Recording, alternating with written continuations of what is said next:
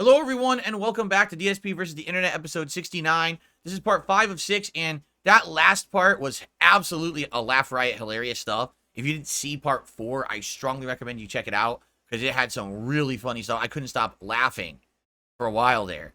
I don't think we'll be laughing that much more like that anyway. But let's continue on with these submission tier videos. Here we go. Let's see what's next. Hey guys, Metal Jesus here, and I am back with another list of modern boomer shooters. This is a genre of first-person shooters I have been loving lately. And I know a lot of you are too, because my Warhammer 40,000, boy, I can't speak. Warhammer 40,000 Bolt Gun, Turbo Overkill, Dusk, and Severed Steel. Okay. last video did extremely well. I wasn't sure if people would actually care about this, but it turns out a lot of people do. But I really shouldn't be surprised, because this is a type of shooter that takes what was great about those late 80s and early 90s games. You know, they were easy to get into, they were fun, they were fast, and they're making new ones for a modern audience. Now, I know not everybody is crazy about the term boomer shooter, but honestly, I don't mind it at all. I feel like that you instantly know what these games are about. So without further ado, let's jump in and check out the 8 boomer shooters that I think you should take a look at. The first one here is called Beyond Sunset, and I was so excited to check this one out. In my last video, a lot of people were like, dude, you've got to check this out, because, you know, I love Doom, but I'm also a big fan of Cyberpunk, and specifically 100% this looks like the movement of Doom or Duke Nukem. It looks like both of them. Deus Ex, and also a little bit of Shadow Warrior. This is a very story-driven game with lots of NPCs to meet and chat with. Oh, They'll wow. offer you missions or give It's you like an clues RPG. as to where the story is or where you need to go next. Sometimes they'll even give you hints as to where little secrets are hidden throughout the game. And I have to admit that this game is pretty tough, especially in the beginning. I'm not gonna lie. There is a mandatory tutorial you'll need to go through to learn the basics, specifically of blocking bullets with your sword. That's pretty important, because in the beginning of this game, that's all you got, and you just need to try to survive. But not too long into it, you'll get guns and other weapons, which I feel makes the game a little bit easier. Also, be warned that this game is a little cheap with its enemies, because often they'll warp into a level, sometimes right behind you. And then they'll come in waves, so you're never really sure when you've cleaned out a room until they actually just stop coming towards you. So that's a little frustrating, but looks also, pretty interesting, honestly, though. it's Looks a little good. old school too, right? It's all about action and just getting in there, having fun, and be aware that there are multiple difficulty levels. So again, if you are struggling, especially in the beginning, no worries, you can play it on a beginner level. So like I said, Beyond Sunset is a really cool game. It's very fast, very furious. It's chaotic at times, but it's awesome.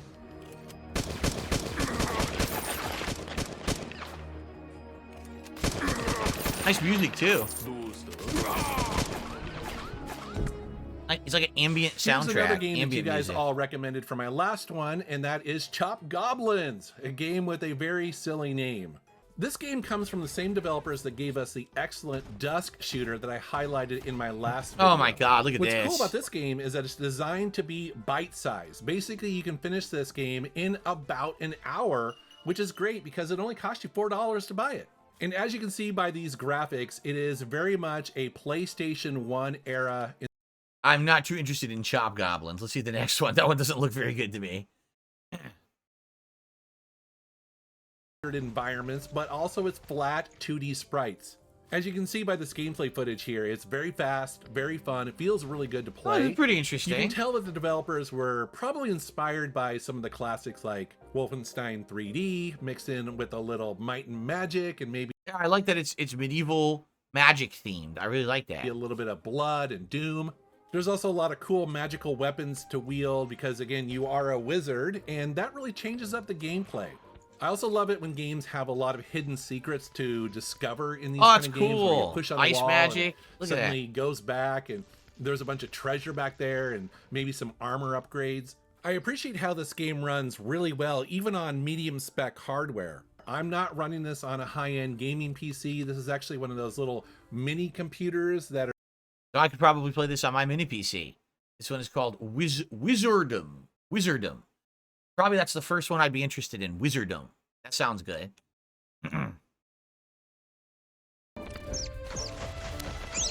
Killer Rats. Oh yeah, baby, I'm really excited to talk about this game. It is Rise of the Triad Ludicrous Edition. This is an older game that was recently remastered by our friends over at Night Dive Studios. They're taking what was already a cult classic game from the 90s and then they update it and add 4K ultra wide display. Nah, already I can tell you I'm not interested in this one. Go to the next one. All right, now for something completely different. This is a game called Deadlink.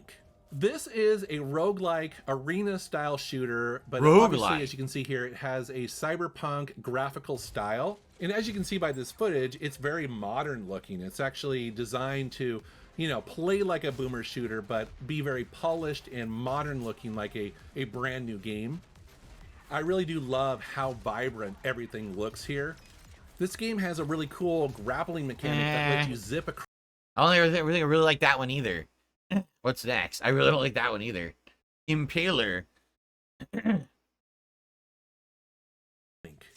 All right, I'd like to mix things up, and this one, again, is going to be completely different than the last one. It is called Impaler.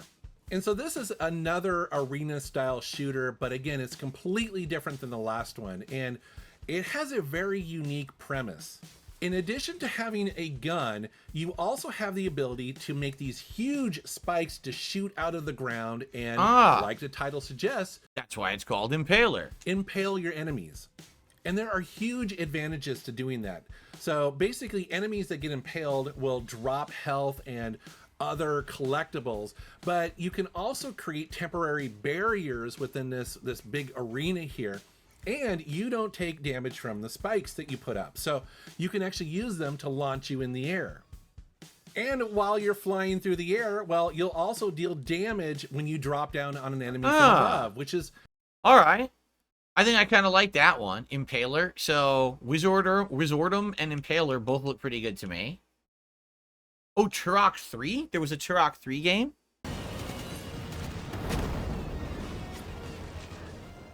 Next up is another really cool remake. It said Turok 3, but it's called...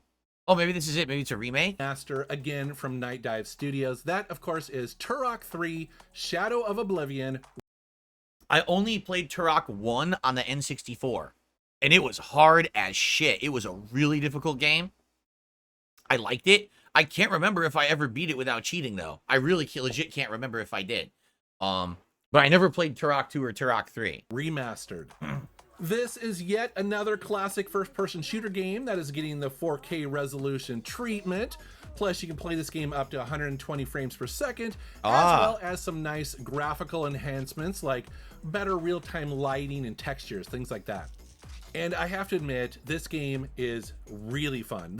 I wonder how it would look, because I can play at 120 frames, I wonder. I don't know if I have any games that render at 120 frames right now. That's why I'm wondering what would be my first 120 frame game. Actually might be my favorite game of this entire video. Again, I'm blown away by this game. It really reminds me of the original Half-Life, especially in terms of its graphics, but also its characters, its story, its level design.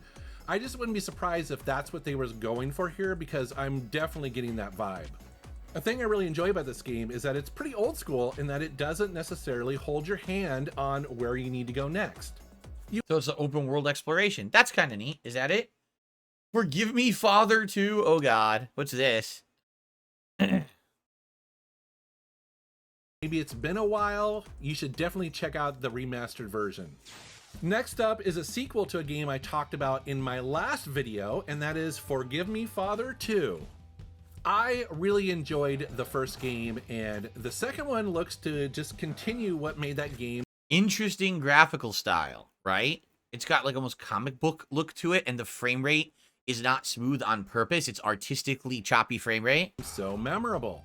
These kind of play like a survival horror game where they're inspired by H.P. Lovecraft, but there's certainly more action, more boomer shooter than the average survival horror game. They're definitely faster and, again, just more pick up and the music's play. Great. As you can see here, it's a hand-drawn graphic style that they've enhanced a little bit since the original. It still has that comic book or graphic novel style artwork, Whoa! which is very unique, but this time they've actually improved the sprites, the models, and also the lighting effects.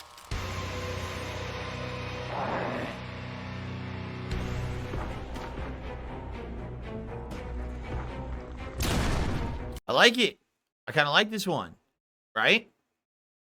What do you guys think? So I would say there's 4 interesting good ones there. What was it? Wizardom, Impaler, Turok 3 Remake or Remaster, and Forgive Me Father 2. All of those all look really good. Maybe something to do in the future on my mini PC. Hopefully some of these would run on the mini PC and I'd be able to play them. That'd be pretty cool, right? Excellent. Okay. Good stuff. Thanks for that submission, whoever that was. Let's continue. Oh, this is interesting. We just asked a few weeks ago, because we were talking about punishments in Singapore, right? And we said, how bad is Singapore caning? Right? I guess we're going to get our answer right now. We're going to find out. When we talk about Singapore, one of the first things that often comes to mind is its reputation for being a safe, peaceful, and orderly country. Oh, this is totally AI generated. Just listen to the voice. This is not human. In fact, in 2021, Singapore was ranked the 3rd safest city in the world. If we look at the crime rate in Singapore from 1990 to 2023, if we listen to the voice, it does not sound robotic in any way. If you were to say that my voice was AI generated, I would say you are a douche nozzle, douche nozzle, douche nozzle. we can see that it has been declining. It's impressive. Singapore has strict laws and harsh punishments for various offenses, not just for serious crimes like murder, kidnapping, and drug trafficking, but also for seemingly minor offenses like failing to flush toilets after use, littering, jaywalking, and even the sale of chewing gum. Well, oh, that's right. It's banned. Chewing gum is banned in Singapore. Offenders will face fines or other legal punishments for these offenses. One special form of punishment in Singapore is caning, which is a legal form of corporal punishment for certain crimes. It's not like the street justice you might see in movies, it's actually carried out in a controlled and regulated manner. However, the process and the pain inflicted can be quite severe. Most offenders struggle violently after each of the first 3 strokes, and then their struggles lessen as they become weaker. By the time the caning is over, people can end up in a state of shock if receiving more than 3 strokes. Some men who have been caned describe the pain as unbearable and excruciating, even comparing it to getting hit by a lorry. By a what? Hit by a lorry? Is that what he just said? Getting hit by a lorry? I don't know what he said. They would rather serve longer prison sentences than face the physical pain of caning. The canes used for caning are made of rattan and are specifically prepared for this purpose. They have to be of a certain length, thickness, and elasticity, and are soaked in water over. Yeah, I know a lorry is a truck. They call it that in the UK, right? A lorry. That's what I was saying. You'd rather be hit by a car than a cane? If someone said that, you're completely stupid. I'd rather let an entire vehicle move into me and destroy my body than be struck by this cane in a specific spot. Okay, genius. Now we know why you're in jail. You're not very smart. Supple and prevent them from splitting or embedding splinters in the wounds. Ouch. The prison officers who administer caning are carefully selected and specially trained for the job. They are trained to use their entire body weight to deliver the strokes. Oh my god. At a velocity of 160 wow, look at the kilometers spin. per hour. They got a fucking spin technique to do that shit. Oh my god. There's specialized spin. Holy shit. Can be reached. The purpose is to induce as much pain as possible.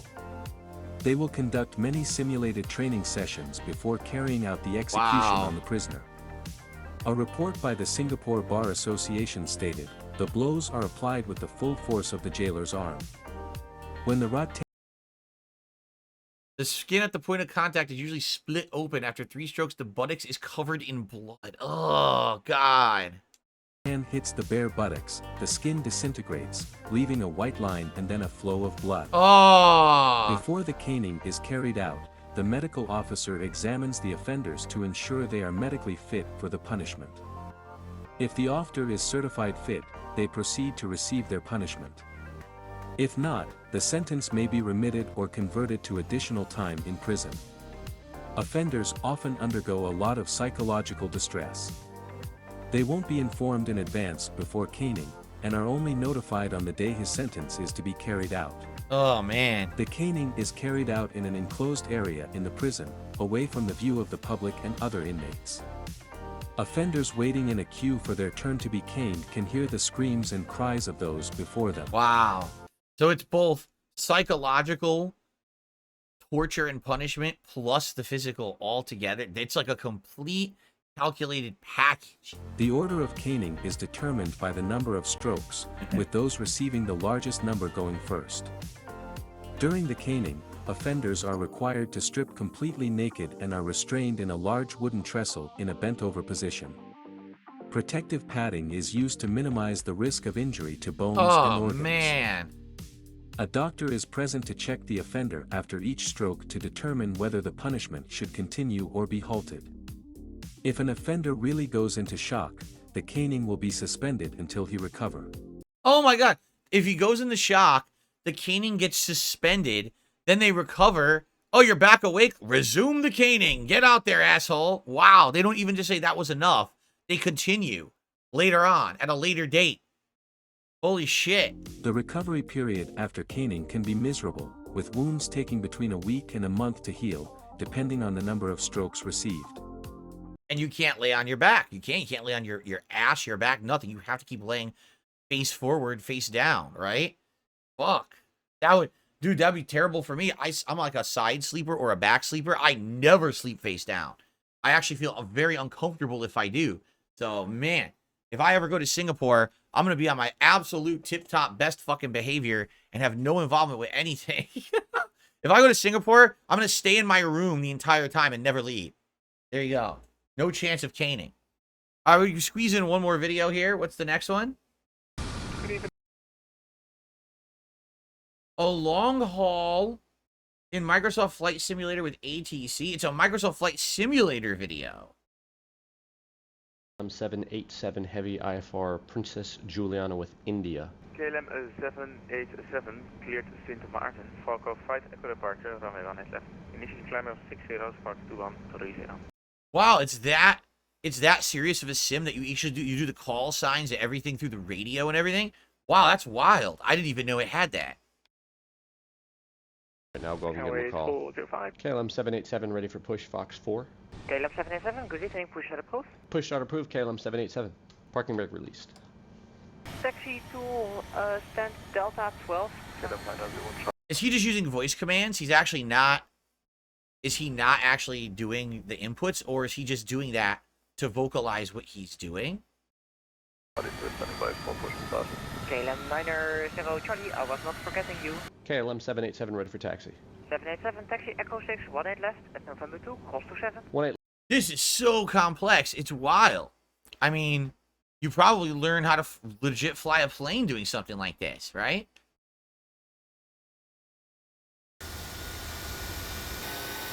Is this the new one? I just realized, is this the new one? No. This is the last one. So the new one coming out in November will be even better than this, and this looks great. Well, I just realized something. On my Series X, right, the new one, this might look amazing with my new setup. Like, I'll be playing it in 4K, and you guys will see it like super silky smooth 60 frames. Dude, this game might be amazing looking. Oh man, I can't wait now. Flying to real places. 120. Say again. Silky smooth. 186, 164. P1. 12385, or is it 123? What was the damn frequency? Fuck. He said there was a 3 in there. What was the frequency? Fucking shitball. Fuck. Is that all the pilots talk in the cockpit? All we've been doing is changing frequencies. Center KLM 787 climbing flight level 130. KLM 787, climb flight level 240. Flight level 240 KLM 787. A beautiful departure, a lot of traffic involved, and the most frequency swapping I've ever had to do. And turn autopilot on. Holy f***. Relax. Descend flight level 130. What is it doing? Prep for 1 hour for arrival to KLM 787, confirm your climbing flight level 240. Climbing now, flight level 240 KLM 787. 125. Unbelievable. Descent level direction, speed 250 knots, altitude direction of Papa Lima, KLM. That's a real airline, right, KLM? That's a real airline. So they even have the real branding in the game and everything. 725 Papa, speed 250 knots. Mate, I can't wait to get the same part. I heard you can get blowjobs on the beach. Speaker 239er, slowing everybody down because it's way too busy at Schiphol. It maintains speed 250 knots now, descend for level 70. Pivot season, requesting 127 127105, KLM 787. Center KLM 787, climbing flight level 240. KLM 787 under control, hello, climb down flight level 320. Flight level 320, KLM 787. We're going to be cruising at 38,000 feet, so we're stepping our way up, but we'll go ahead and turn off landing lights at this time. Cruising altitude. Yeah. Well, it's pretty good, right? Pretty good flight sim. I wonder where they flew, if they flew over anything notable. This looks like it's him just completely doing the real simulated flight, right? 100. So he did it in real time? He did a 9-hour real-time flight? God damn, that's got to be taking a lot out of you just sitting there doing the sim flight without getting paid for it. You know what I'm saying? Like, if it's your job to fly the plane for 9 hours, then that's okay. But if you're just doing it in a game, you want to sit there for 9 hours to do this? 60, 50, 40, 30, 20. Retard. 5.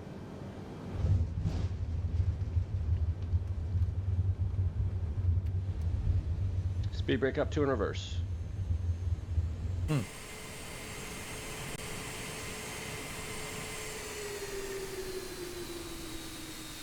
Pretty neat. Like I said, I actually can't wait for the new one because you know the new one's going to be even better. All right, guys. We got one part coming, one part left. I'm debating, since it is the final part, I think I might pick specifically the clips that I am interested in from what's left. That's what we did last week, and it worked out really well. So I think for the final part, I will, select the clips that I want to watch. So thank you guys for watching. See you in the conclusion of DSP versus the internet for the week.